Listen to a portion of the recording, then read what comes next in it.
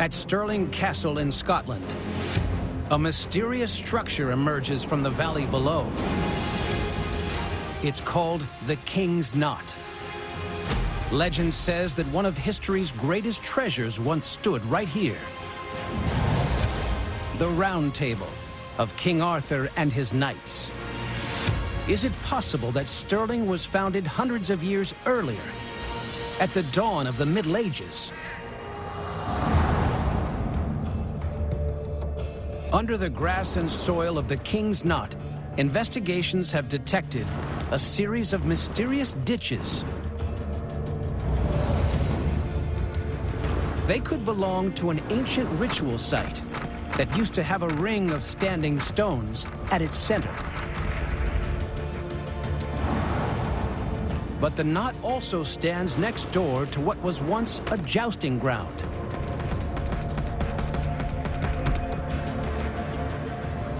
Arthur and his knights were connected with jousting.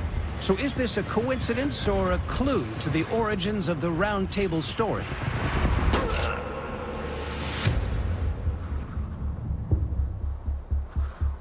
Hiya, Rob. How are you getting on? Hi. Pretty well. Murray Cook is Stirling Council's chief archaeologist.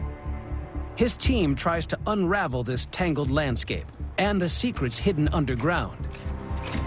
Today, Murray investigates the modern footpath that separates the King's Knot from the castle. Underneath, he's discovered what appears to be a much older road connecting the two sites. So we have the road here running along and then actually turning and going up the slope. Exposed it all. Got the turn of the road. Looks like it's swinging up the hill there. No, that's very good. So how old is this track? Could it be medieval or even Arthurian? It's hard to tell because so little of it remains.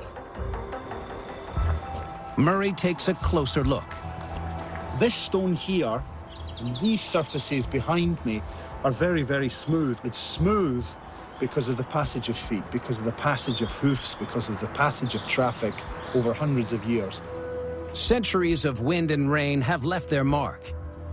But Murray thinks this path matches the description of a 16th century road that once linked the castle to a jousting ground.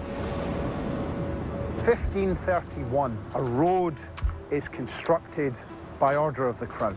It's to facilitate jousting. Although jousting is associated with Arthur, Murray is convinced popular history has it wrong. Arthur would have been born too early to joust.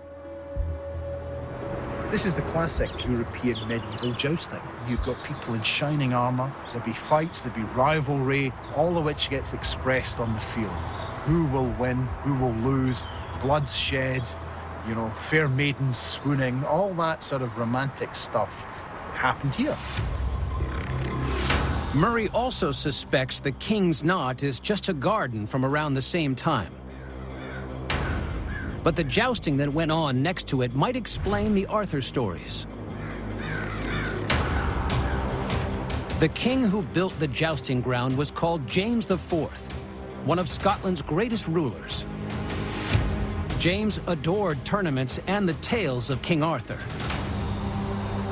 James IV, he reorganises this landscape. He sets up the majesty, the pageantry of Stirling, the pageantry of the jousting ground, but it's his son who develops the very, very elaborate tournaments. He develops this King Arthur theme. Murray thinks that this is a royal playground. Scottish kings held Arthurian-themed tournaments right here, called round tables. Behind me is the King's Knot. It's actually built on a much older royal garden. And this is the garden that appears to be linked to the Round Table to King Arthur. So what we have is a very elaborate theatrical landscape.